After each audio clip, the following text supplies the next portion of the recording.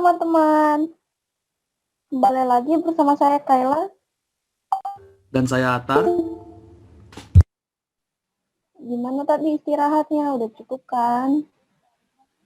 Sekarang kita masuk ke acara selanjutnya, yaitu dialog interaktif lingkungan hidup yang akan dipandu oleh Kak Lakesha dan dibawakan oleh Kak Nur.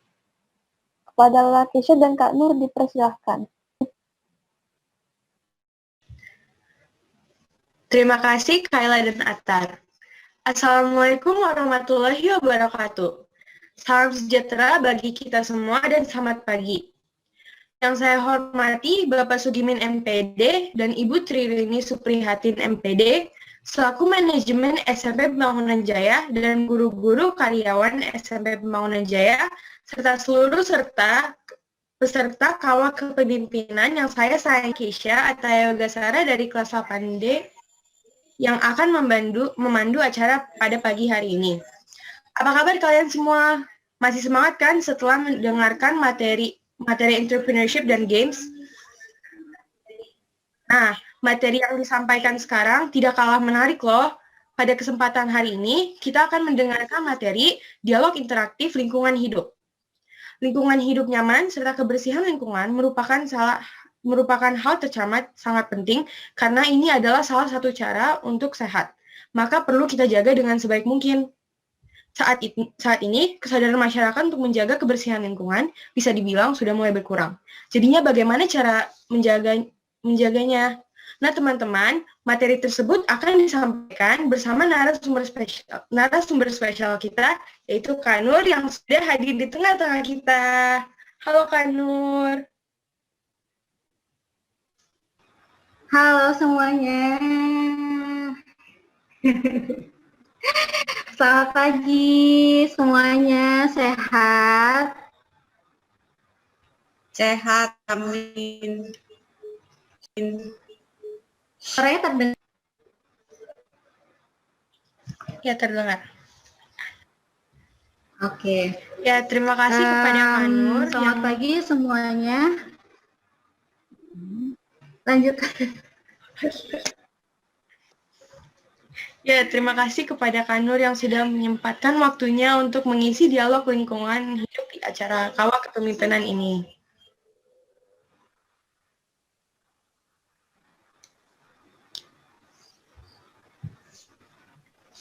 Sebelumnya, untuk lebih mengenal, saya akan membaca biodata narasumber kita. Beliau adalah Kak Nur Ilahiyah Munggaran. Kak Nur lahir pada 9 April 1992 dan berpengalaman sebagai Kementerian Lingkungan Hidup Indonesia, Spesialis Environmental Sustainability, dan sekarang sebagai pelaksana seksi peningkatan kapasitas dinas lingkungan hidup. Wah, keren banget ya. Nah, pasti kalian semua sudah pada penasaran kan sama materi yang akan disampaikan sama Kak Nur? Tanpa berlama-lama, waktu dan tempat, saya persilahkan kepada Kak Nur. Oke, terima kasih. Panggilannya apa? Lakesha. Lakesha. Oke, terima kasih. Selamat pagi. Assalamualaikum warahmatullahi wabarakatuh.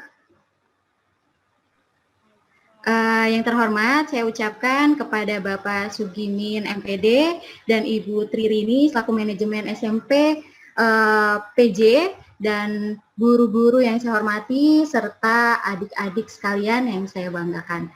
Nah, jadi sekarang saya diminta untuk menjadi narasumber. Sebenarnya bukan narasumber ya. Kita di sini sharing aja tentang lingkungan hidup ya. Jadi teman-teman, dengan tema sekarang ini membangun jiwa kepemimpinan dan cinta tanah air, itu sebenarnya apa sih hubungannya dengan membangun jiwa kepemimpinan dan cinta tanah air itu hubungannya apa sih sama lingkungan hidup? Nah, coba ya kita buka.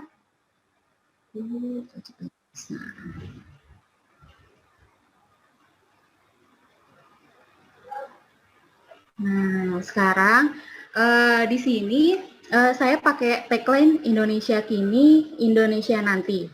Nah, sebenarnya apa sih hubungannya nih Indonesia Kini sama Indonesia Nanti? Apa sih titik kritisnya Indonesia Kini sama Indonesia Nanti? Coba kita lihat ada apa di pembahasan berikutnya.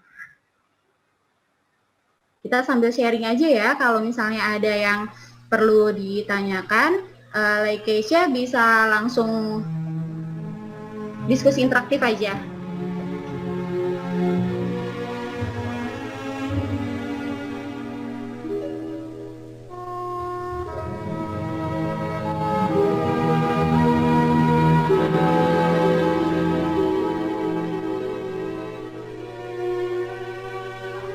Tanah airku tidak kulupakan.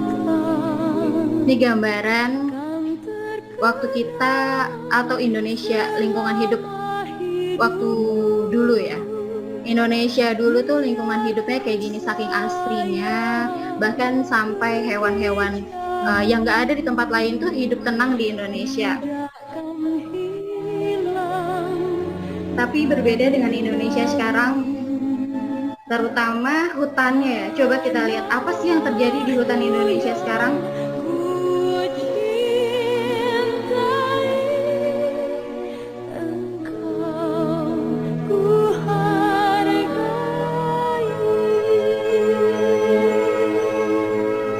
Penebangan liar di mana-mana.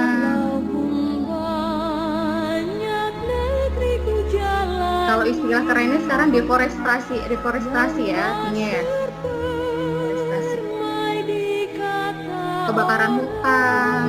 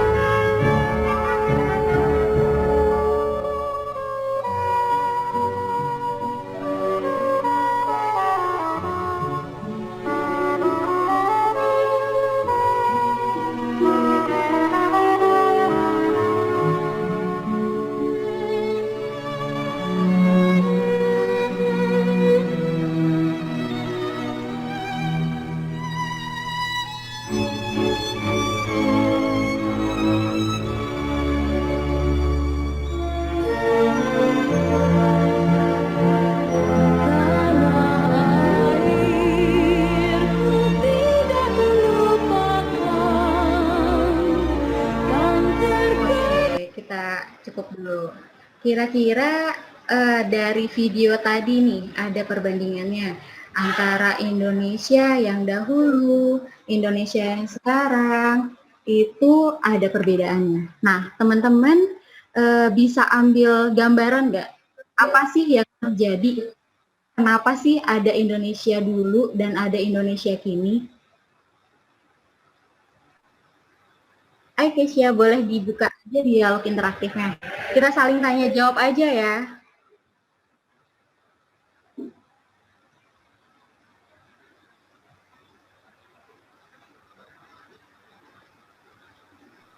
Oke.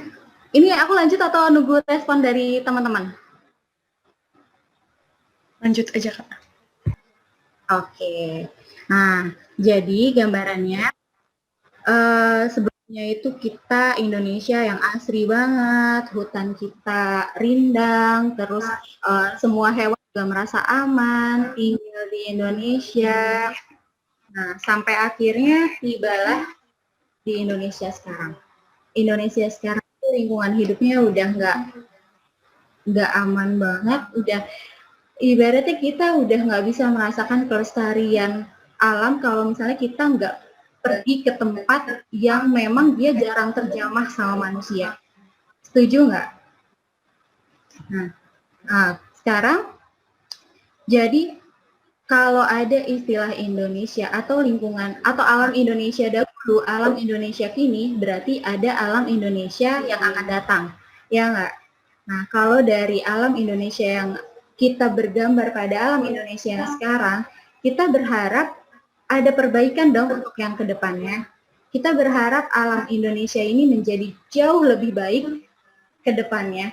Kita berharap juga alam Indonesia ini nggak cuma sekedar kita bikin tempat sampah, kemudian buang sampah pada tempatnya, kemudian nggak cuma sekedar kita mengingatkan orang-orang untuk tetap menjaga kelestarian alamnya gitu. Nah, kita membutuhkan suatu perubahan. Kita harus bergerak menuju perubahan tersebut. Kita harus menjadi seseorang yang mengajak dan menyerukan bahwa bahwa alam Indonesia sekarang itu sedang darurat. Kita mengharapkan alam Indonesia ke depannya jauh lebih baik. Dan itu karenanya kita membutuhkan suatu perubahan. Nah, jadi atau begini, ada nggak yang punya pengalaman seperti ini nih? Tadinya tuh kita itu sebagai remaja yang males banget buang sampah di tempatnya. Kayak bungkus permen aja tuh kita, gak ada orang yang lihat, kita buang sampah di situ aja deh, gitu. Atau enggak kita diselip-selipin kayak di laci. Itu kan sering banget tuh teman-teman. Ada aja yang kelihatan suka sempil-sempilin sampah bukan di tempatnya, bukan di tempat sampahnya. Nah, terus kemudian suatu hari tuh saat musim hujan, rumah kita tiba-tiba kebanjiran. Terus semua warga juga lingkungan menghadapi musibah ini, karena banjir itu bukan sekedar banjir yang naik sampai mati, tapi kita bahkan mengalami banjir bandang yang datangnya itu tiba-tiba.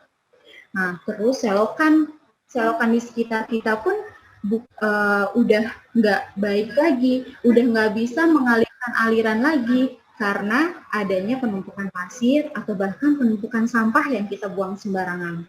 Nah, karena melihat hal tersebut, kita tuh jadi kayak merasa bersalah nggak sih? Wah, kita pernah nih buang sampah sembarangan. Kita pernah buang sampah nggak pada tempatnya. Kita pernah menjadi kontributor menyimpan sampah kan di tempatnya gitu. Jadi kita ada kayak perasaan bersalah, wah gimana nih kalau misalnya nanti sampah-sampah ini jadi semakin banyak, gimana sampah-sampah ini semakin meningkat. Rasa bersalah itu tuh tiba-tiba muncul. Kemudian menggerakkan hati teman-teman. Wah, aku nggak bisa nih kayak gini terus. Aku nggak bisa ngelihat sampah sembarangan terus. Nggak bisa kayak gitu. Terus habis itu teman-teman tergerak hatinya, kemudian membuat perjanjian dengan diri sendiri. Aku harus bikin perubahan. Dunia nggak bisa kayak gini aja kalau kita diem aja. Kita nggak bisa menghadapi masa depan kalau masa kini itu kita berleha-leha. Kalau misalnya kita nggak aware sama lingkungan, kita nggak bergerak untuk mencintai lingkungan, kayak gitu.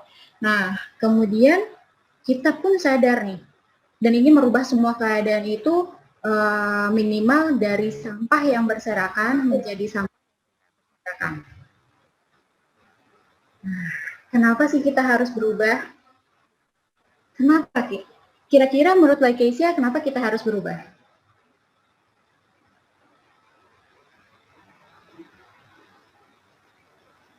Bagi saya ya, kita harus berubah karena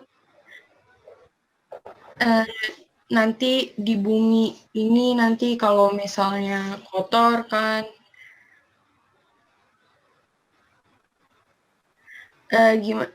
nanti lingkungan yang sehat dan bersih itu kan juga berpengaruh sama kesehatannya kita. Jadinya kalau misalnya lingkungannya kotor, nanti juga berdampak negatif pada kita. Jadinya kita harus berubah buat lebih peduli. Gitu. Oke, betul banget. Nah, jadi kita tuh harus peduli lingkungan. Nah, kenapa? Itu karena kenapa harus dimulai dari kita? Itu kita bisa lihat nih gambar di sebelah sini. Ini kan ada hutan yang awalnya rindang, kemudian ada penebangan. Nah, dari penebangan ini tuh, dari penebangan ini kita bisa memunculkan longsor, ya kan? Iya nggak? Nah, terus ada juga sampah di laut. Nah, dari sampah di laut ini tuh kita bisa nggak sih ngebayangin, kita tuh pengen berenang, kita pengen snorkeling, kita pengen diving di laut, kita pengen menyelam di laut, melihat kelestarian alam di bawah laut. Tapi ternyata yang kita temuin itu cuma sampah plastik. Sampah plastik yang awal mulanya buang sembarangan, kemudian bahkan ada beberapa oknum yang membuang sampah tersebut di sungai. Nah, sampai akhirnya sampah-sampah tersebut tuh masuk ke laut. Nah, kita nggak mau kan, maksudnya kita nggak mau ketika kita menikmati alam bawah laut, tapi yang kita temukan bukan kelestariannya, bukan ikan-ikan yang Nemo, yang kayak kalau kita nonton film Finding Nemo, itu kan kita lihat lestari banget ya, itu banyak banget terumbu karang indah, warna-warni, terus habisnya ikan juga warna-warni, banyak jenisnya, bahkan yang kita nggak pernah lihat ikan yang dibawa ke daratan, itu semua ada di bawah laut. Nah, tapi ternyata karena kelalaian kita, karena kebiasaan kita membuang sampah sembarangan, itu yang kita temukan di laut tuh bukan kelestarian alamnya, tapi sampah-sampah plastik. Ngeri banget kan jadinya. Nah, jadi kita harus mulai dari sekarang, sampai bahkan sekarang ada banyak komunitas ya, ada banyak komunitas sepeda. Nah, teman-teman di sini ada nggak yang pergi ke sekolahnya pakai sepeda? Nah, kalau di antara teman-teman ada yang pergi ke sekolah minimal dengan menggunakan sepeda, itu sudah berkontribusi terhadap perbaikan lingkungan untuk udara kita. Nah, ini gambar di bawah ini yang abu-abu, itu adalah gambar kondisi udara di Jakarta. Dan karena Tangerang Selatan ini bersebelahan dengan Jakarta, itu kita bisa lihat sebegitu gawatnya udara yang kita hirup. Yang kita kenal langit itu warna biru, awan kemudian warna putih, kan enaknya bersih gitu kita lihatnya. Tapi ternyata kenyataannya yang kita lihat belakangan ini, udara bahkan langit itu semua warnanya abu-abu. Kita sudah sangat jarang melihat langit yang benar-benar berwarna biru, biru bersih kan. Sebagai gambaran, kalau misalnya di langit itu tidak ada polusi, bersih, asri, semua polusi terserap oleh tumbuhan. Tapi yang kita lihat, langit kita ini sekarang semakin abu-abu karena orang-orang yang berlomba-lomba, bahkan kita pergi ke Indomaret yang jaraknya itu cuma 100 sampai 200 meter, kita pakai motor. Itu kita udah kontributor banget buat polusi udara kita. Nah, kayak kita keliling komplek untuk jalan-jalan misalnya, pakai motor, nggak jalan, atau pakai sepeda, kita udah jadi kontributor untuk kerusakan udara kita. Nah, karena hal dari itu, kita harus mulai benahi. Kita harus mulai berubah, kita harus mulai aware dengan apa yang akan terjadi ke depannya, harus mulai aware dengan lingkungan alam kita, yang ke depannya itu yang kita harapkan itu seperti apa. Apakah kita mau lingkungan atau alam Indonesia seperti sekarang, yang dimana laut itu penuh dengan sampah, yang mana kita nggak pernah lagi lihat hutan, yang mana kita nanti bahkan kemana-mana harus pakai respirator, bukan cuma masker untuk menahan polusi udara, tapi kita harus pakai respirator dan bahkan kita harus beli oksigen ke tempat yang banyak mengandung oksigennya. Itulah kenapa kita harus berubah. Kita harus membangun diri di atas kaki kita dan kita harus melandaskan cinta tanah air kita untuk perbaikan lingkungan Indonesia, untuk perbaikan alam di Indonesia. Nah, ini beberapa hal yang nanti kira-kiranya teman-teman kalau misalnya nggak melakukan perubahan. Yang pertama, kita akan terus melihat sampah berserakan di mana-mana. Betul nggak? Lingkungan di sekitar kita nggak akan maju ke depan atau ke belakang, bahkan jauh lebih buruk daripada kondisi yang saat ini. Banjir dan longsor juga akan terus terjadi di mana-mana dan semakin sering terjadi. Kemudian kita nggak akan bertahan di dunia ini lebih lama lagi. Bayangkan kalau pemanasan global terjadi. Pemanasan global terjadi itu memicu pencairan es yang ada di kutub utara dan kutub selatan. Nah, ketika es itu mencair, kemudian permukaan air laut jadi semakin tinggi karena esnya mencair, karena permukaan air lautnya semakin tinggi, kemudian yang akan terjadi terburuk adalah pulau kita tenggelam. Pulau kita itu sudah semakin terkikis oleh air laut yang semakin tinggi. Volume air laut akan semakin tinggi, yang kemudian akan menutup kita. Karenanya akan terjadi pulau yang tenggelam.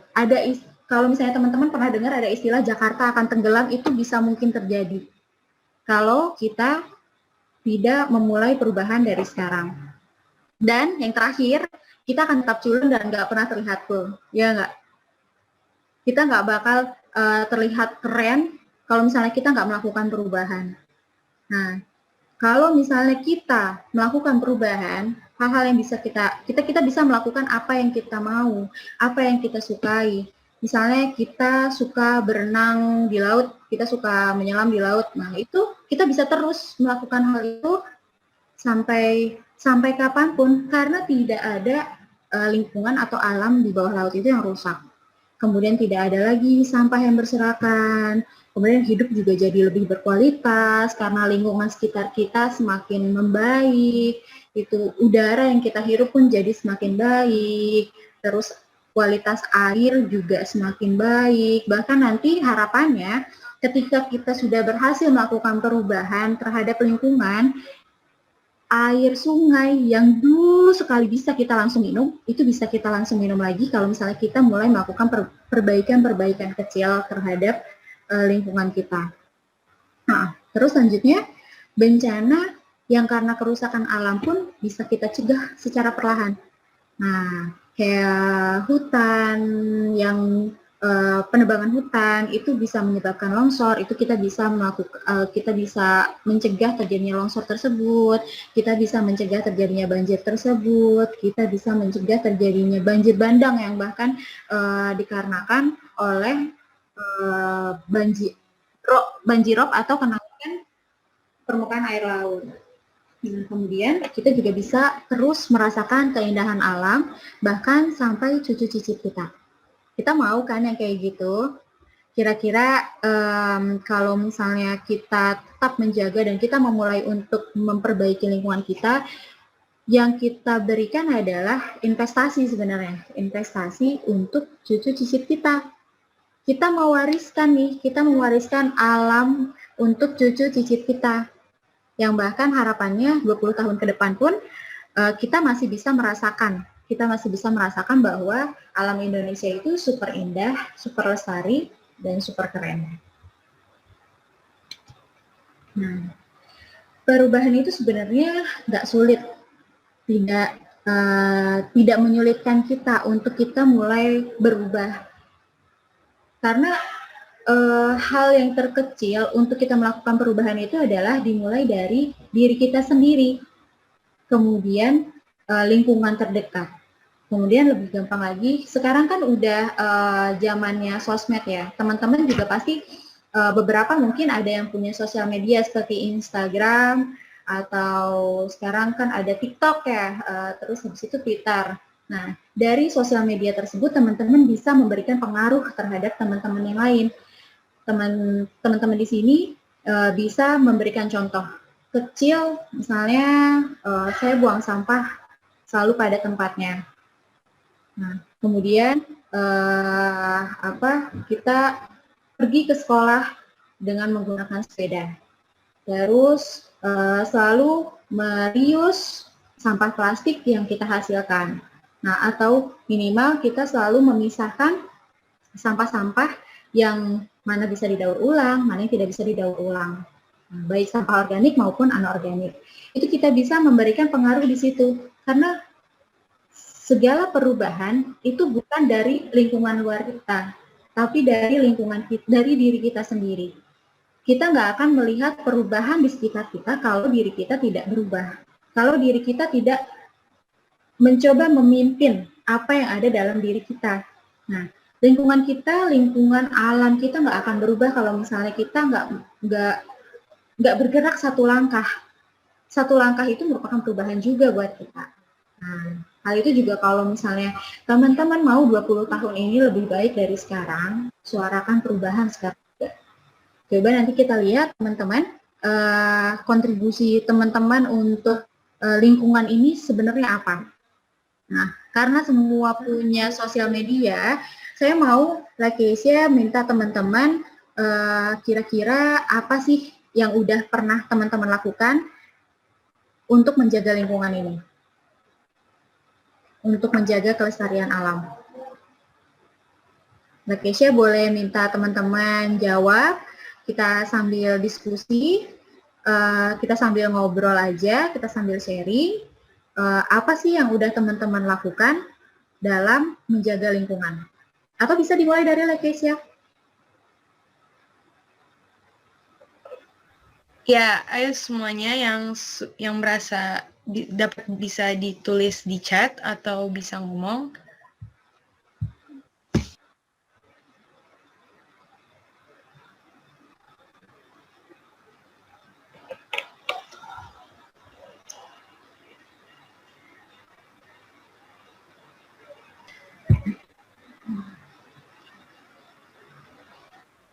Nah, mana nih teman-teman?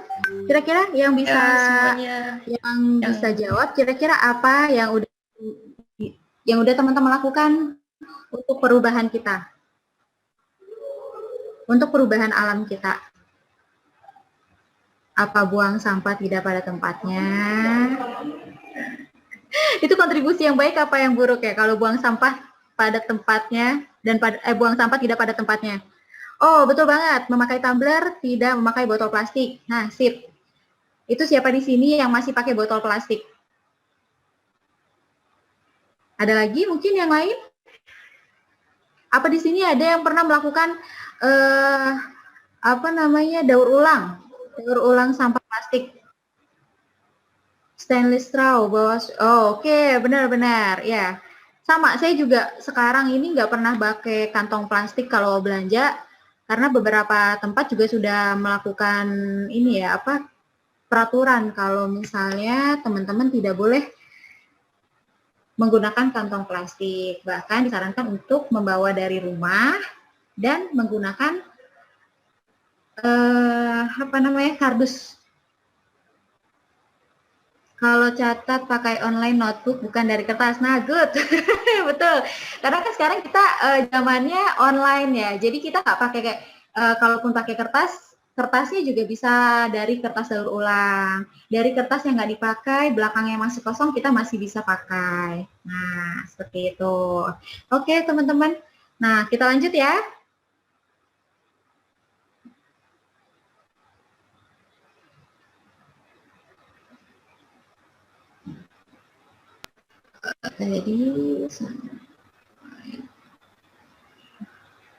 Oke, sampai sini. Sampai sini kita, nah oke, kita perubahan ya, suarakan perubahan sekarang juga. Pokoknya teman-teman, hal-hal kecil yang tadi sudah dilakukan itu udah bisa banget diteruskan lagi. Jangan sampai hal kecil tersebut itu kita berhenti di kita. Jangan sampai hal-hal tersebut itu cuman terjadi di sekitar kita. Kita harus lebih mengajak banyak orang lagi untuk melakukan hal-hal kecil tersebut, seperti tidak menggunakan kantong plastik, seperti menggunakan tumbler, seperti itu.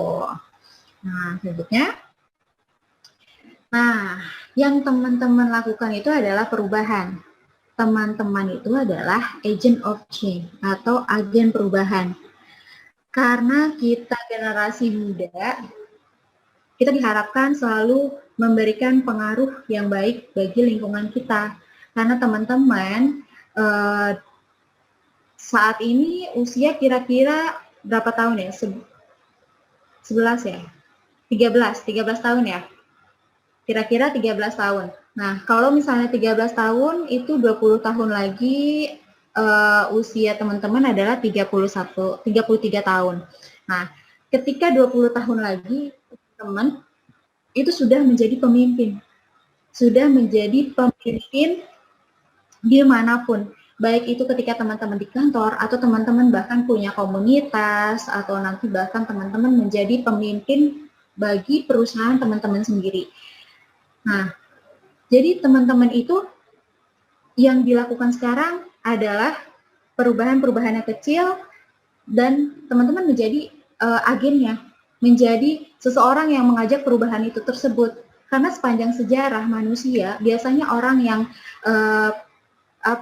memiliki pemikiran yang kritis atau teman-teman yang bisa mengajak orang lain itu adalah anak muda, kayak kita gini sekarang. Nah, atau orang tua yang masih berjiwa muda, itu kata Mafalda, tokoh kartun lucu. Nah, segeralah mengubah dunia sebelum dunia mengubahmu. Kita nggak mau kan kalau misalnya nanti ke depannya malah kita yang diubah oleh lingkungan kita. Karena alam yang semakin rusak, kita menjadi seseorang yang merasa tidak bisa apa-apa. Kita harus berebutan oksigen di sana kemari. Kita nggak mau mengalami hal-hal tersebut. Karenanya kita harus menjadi agent of change atau agen perubahan. Nah, gimana sih caranya biar kita jadi agen perubahan? Ya, tadi sudah dibahas sedikit kalau misalnya perubahan itu dimulai dari diri sendiri. Melakukan perubahan pada diri sendiri ini memang biasanya nggak gampang karena kita butuh waktu yang panjang, karena kita butuh kebiasaan yang berulang. Nah, teman-teman nggak bisa melakukan perubahan hanya 1 kali atau 2 kali melakukan hal tersebut. Tapi teman-teman bisa melakukan perubahan kalau teman-teman melakukan terhadap diri sendiri itu berulang-ulang.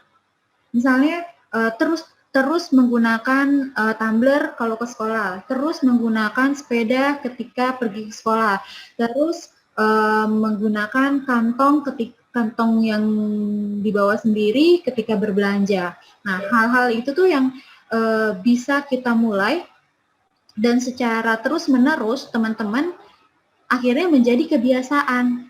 Kalau misalnya sudah menjadi kebiasaan, itu teman-teman nanti akan mendarah daging dan akan mewariskan kebiasaan itu tersebut ke keluarga teman-teman gitu. Karena nggak usah sampai kita kayak mimpi akan Indonesia, lingkungan atau alam Indonesia ini akan menjadi lestari lagi kalau misalnya langkah itu nggak kita buat. Kalau misalnya kita tidak memulai dari diri sendiri. Nah, selanjutnya, kalau misalnya sudah kebiasaan itu menjadi terus-menerus, kemudian sudah mendarah daging, itu bisa kita tularkan ke lingkungan terdekat kita. Misalnya keluarga. Nah, dari keluarga itu kita bisa mengajak adik, kita bisa mengajak kakak, bahkan kita bisa mengajak ibu. Nah, pengalaman di rumah, saya itu di setiap keran ada tulisan tolong dong hemat air. Nah, jadi kayak hal-hal kayak gitu, tolong hemat air gitu. Kalau misalnya keran tidak digunakan, harap dimatikan kembali. Itu hal-hal kecil yang kita lakukan di tengah keluarga kita. Karena pasti keran itu nggak cuma dipakai sama kita kan, dipakai juga sama orang-orang di rumah. Bahkan jika ada tamu yang datang, itu bisa juga membaca himbauan tersebut. Nah, terus di sebelah saklar rumah saya juga saya tulis tolong matikan jika tidak digunakan. Jadi kebiasaannya kalau di rumah itu pagi-pagi sudah tidak menyalakan lampu. Misalnya di jam 7 itu kan sudah terang. Lampu yang nyala hanya lampu yang memang tidak ada pencahayaan. Nah, jadi dimulai dari diri sendiri, kemudian menularkan ke keluarga. Nah, jika ada saudara atau keluarga kita yang masih menyalakan lampu kamarnya di siang hari, kecuali kalau keadaan tidak gelap ya, itu saya minta untuk mematikan. Nah, jadi kebiasaan hal-hal kecil seperti itu kita tularkan ke keluarga sendiri. Karena ketika kita sudah menularkan ke keluarga kita, saudara-saudara kita juga memiliki teman-teman. Harapannya ketika sudah mendarah daging di keluarga kita, di saudara-saudara kita, nah saudara-saudara dan keluarga kita juga menularkan ke teman-teman yang lain. Nah, ini perubahan-perubahan yang simple sebenarnya karena kita lakukan terus-menerus, itu bisa berdampak besar. Kalau misalnya seperti listrik, kita hemat listrik. Kita bisa hemat listrik itu bisa menyumbang penurunan polusi udara. Nah, kemudian kita juga bisa menghentikan penggunaan atau kita meredam penggunaan batu bara sebagai bahan bakar untuk listrik. Nah, hal-hal kecil yang kayak gitu aja yang kira-kira teman-teman bisa tularkan ke keluarga terdekat ya, atau ke teman-teman sekitar gitu. Nah, selanjutnya, aku ada video lagi. Ini tentang eco-student ya, eco-student. Jadi dia melakukan cara paling sulit menurut saya pelestarian lingkungan itu secara gigih. Jadi nggak menyerah. Boleh sambil ditonton ya, Lekesya. Sampah dan lain sebagainya. Hal yang paling sulit itu mengajak masyarakat yang sudah kita sosialisasi tapi bandel. Nah, tadi ada bahasa katanya, kalau yang susah itu adalah mengajak masyarakat yang bandel. Nah, tapi kita lihat lagi cerita selanjutnya seperti apa.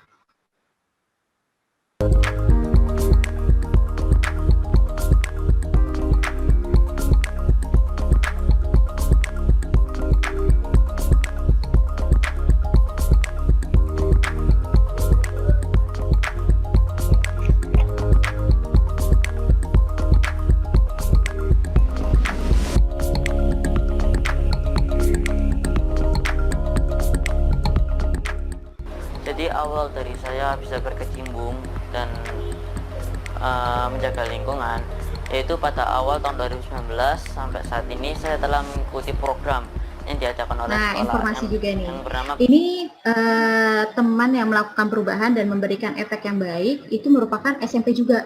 Nah, berarti kan seusia sama teman-teman ya. Kita bisa lihat nih apa yang dia lakukan, bagaimana usahanya, terus kemudian dampak apa sih yang diberikan terhadap yang ia lakukan. Peneliti muda.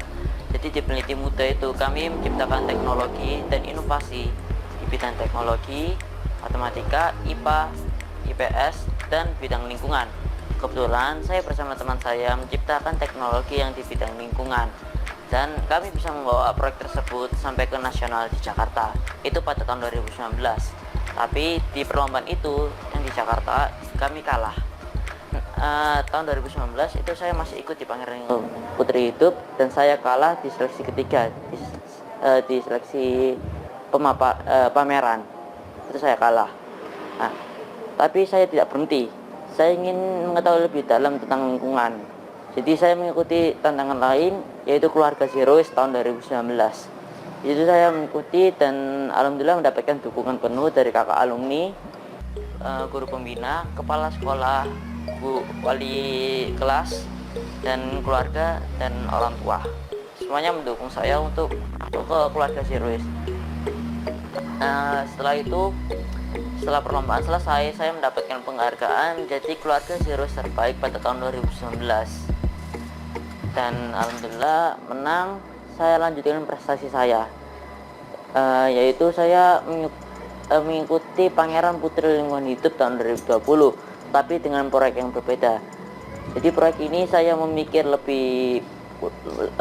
ulang, proyek apa sih yang bisa saya gunakan yang memiliki dampak nyata kepada lingkungan dan kepada sosial, kepada masyarakat sekitar. Nah, kebetulan ayah saya di belakang punya kolam ikan. Nah, kolam ikan itu dikasih pakan palet. Nah, setelah saya hitung-hitung, ternyata palet itu lebih mahal. Jadi saya cari cara bagaimana cara untuk mengurangi harga pakan lele tersebut. Ternyata menggunakan maggot. Dan yang saya bikin kaget lagi, ternyata maggot dapat menguraikan sampah organik. Di tengah-tengah itu, saya juga mengikuti lomba keluarga Zero Waste tahun 2020.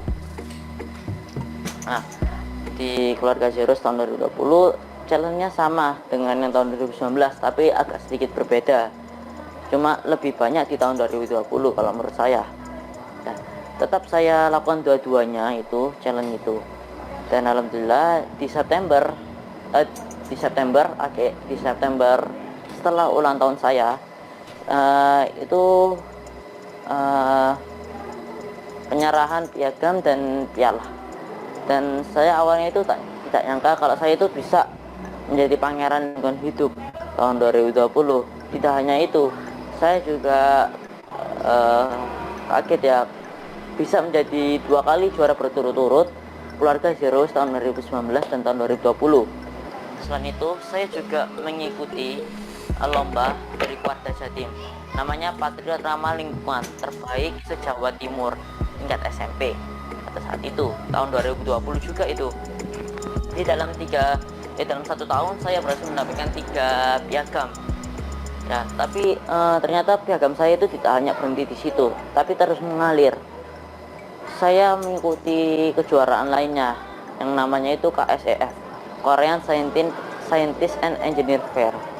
Dan saya berhasil mendapatkan juara 3 Bronze Award di bidang lingkungan, di bidang social science.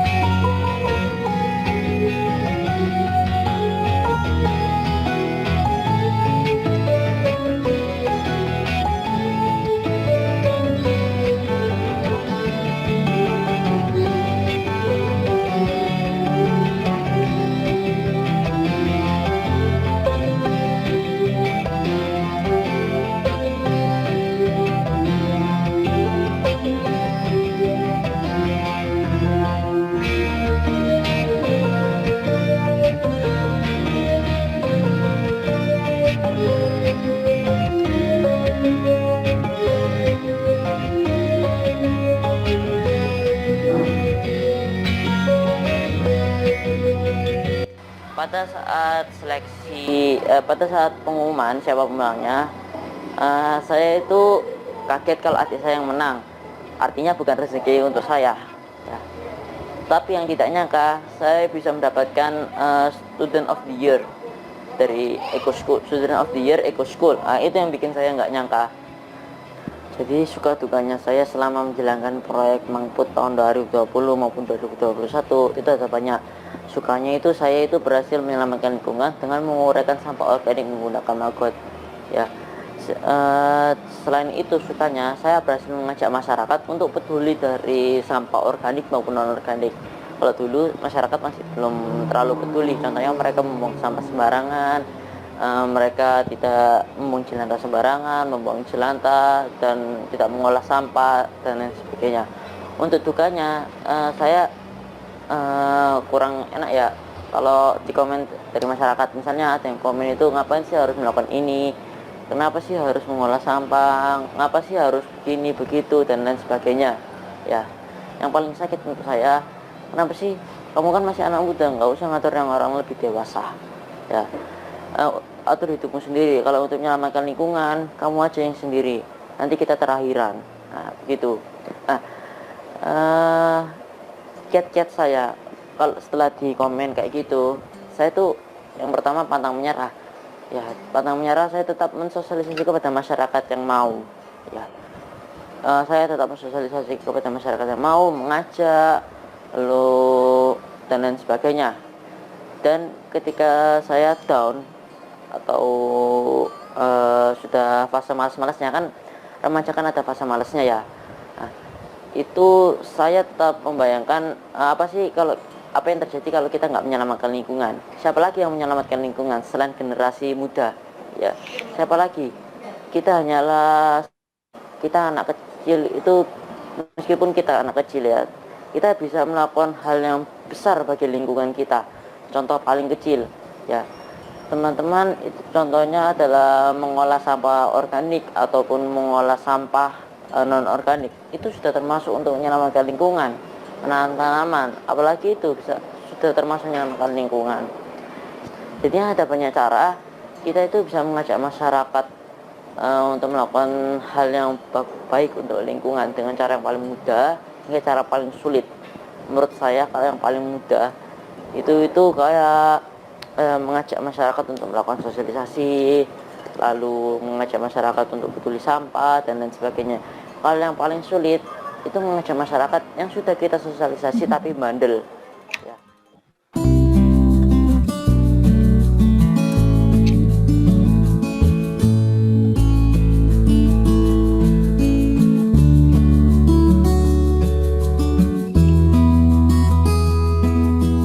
Nah, kira-kira dari kisahnya apa yang bisa kita ambil pelajaran? Mungkin ada teman-teman yang bisa jelasin kira-kira apa yang bisa kita ambil hikmahnya dari yang pelajar SMP tadi lakukan.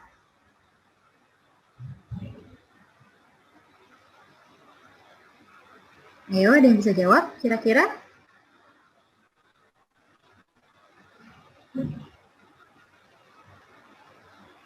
Atau dimulai dari Lakesha? Ya, kalau bagi saya, kita jangan kayak yang bisa kita dapat dari video itu ya, kita jangan pantang menyerah gitu. Karena dia juga bisa berhasil memberi kontribusi positif kepada lingkungan dengan cara yang sangat simpel, kayak dia menggunakan maggot untuk menguraikan sampah kan. Nah, dia juga berhasil mengajak masyarakat buat mengajak masyarakat peduli lingkungan juga. Jadinya siapa gitu yang bisa menyelamatkan lingkungan selain kita sendiri gitu. Itu yang saya dapat dari video tersebut. Oke, betul. Mungkin ada teman-teman yang lain yang mau nambahin kira-kira apa sih yang bisa kita ambil pelajarannya dari apa yang dilakukan oleh teman kita tadi di Surabaya, yang dia lakukan terhadap penguraian sampah organik dan non-organik. Sampah organik ya dengan menggunakan apa sih tadi namanya, maggot tadi itu ya. Tuh, ada mungkin di chat yang bisa teman-teman jawab. Atau kita lanjut dulu. Nah, sebenarnya dari semua itu adalah yang dilakukan oleh agent of change. Jadi teman kita tadi yang dari Surabaya itu adalah salah satu agent of change, agen perubahan. Nah, karena hal yang dia lakukan itu adalah salah satu contohnya dengan memisahkan sampah organik dan anorganik.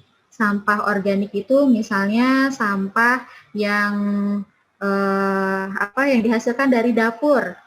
Teman-teman semua pasti ibu-ibunya juga buang sampah di satu tempat ya. Nah, mungkin dari sekarang teman-teman bisa mengingatkan ibu kalau misalnya sampah itu dipisahkan yang organik maupun yang anorganik. Yang anorganiknya atau yang sampah yang tidak bisa didaur ulang itu kita serahkan ke bank sampah.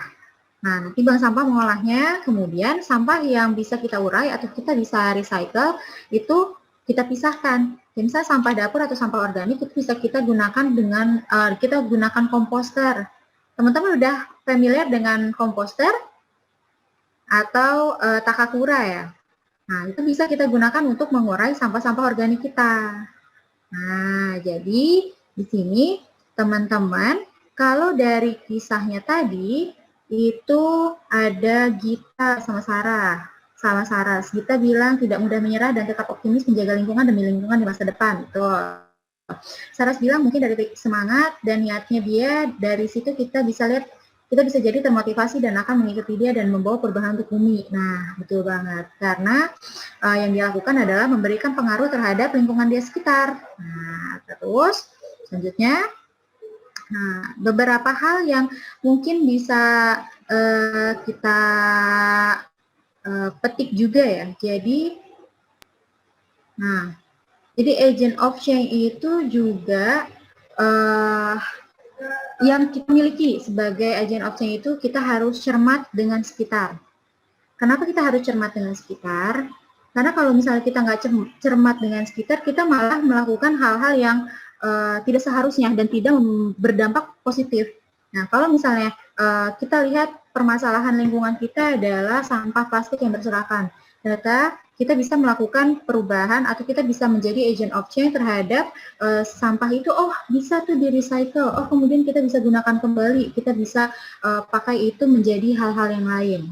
Nah, dari cermat terhadap sekitar, itu jiwa yang harus dimiliki oleh agent of change itu peduli terhadap sesama. Karena yang kita lakukan itu bukan hanya untuk diri kita sendiri, tapi untuk lingkungan sekitar, buat keluarga kita, untuk tetangga kita, untuk desa kita, untuk kota kita, dan untuk negara kita, Indonesia. Nah, dari situ kita juga bisa, kita bergerak kreatif. Kita bergerak kreatif, maksudnya ketika kita bertemu permasalahan yang A, kemudian kita bertemu lagi permasalahan yang B, kita bisa mengkreasikan bagaimana caranya permasalahan A dan permasalahan B itu bisa kita perbaiki, bisa kita jadikan satu landasan untuk perubahan. Nah, dari semua yang digambarkan oleh agent of change itu adalah pantang menyerah. Jadi, kita tidak boleh menyerah apabila yang kita lakukan itu tidak disukai atau tidak disetujui dengan orang lain. Kita lakukan terus-menerus secara terus-menerus, kebiasaan kemudian menjadi mendarah daging dalam tubuh kita, dan kita memberikan pengaruh pada orang lain, dan orang lain juga mau melakukan hal yang kita lakukan. Itu dasarnya adalah pantang menyerah. Jadi teman-teman di sini sudah melakukan perubahan yang baik terhadap lingkungan dengan menggunakan tumbler, dengan menggunakan kantong yang dibawa dari rumah. Kemudian mungkin teman-teman kalau misalnya pergi ke sekolah, teman-teman biasa membawa bekal makanan. Nah, wadahnya itu bukan dari wadah yang kita sekali buang, tapi kita bawa dari rumah dan kita bawa lagi ke rumah dan besoknya kita gunakan lagi sebagai kotak bekal. Intinya, jadi agent of change itu cermat dengan sekitar, peduli terhadap sesama, kreatif, dan pantang menyerah. Karena kita tidak akan melihat perubahan di sekitar kita kalau diri kita tidak berubah. Lagi agent of change. Nah, kalau di sini teman-teman merasa sebagai agent of change, teman-teman harus mulai bergerak dari sekarang. Teman-teman harus mulai memberikan pengaruh terhadap sekitar mulai dari sekarang. Kira-kira seperti itu, Keisha. Kita buka sesi selanjutnya.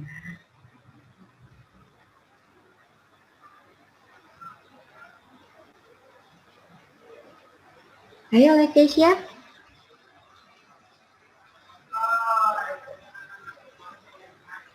Baik, tepuk tangan sekali lagi untuk Kak Nur. Yeay. Keren banget ya teman-teman. Nah, pasti kalian semua punya banyak sekali pertanyaan yang ingin ditanyakan kan? Sekarang saya akan memberi satu kesempatan satu orang untuk bertanya. Untuk teman-teman yang ingin bertanya bisa menyalakan mikrofonnya atau tulis di kolom chat.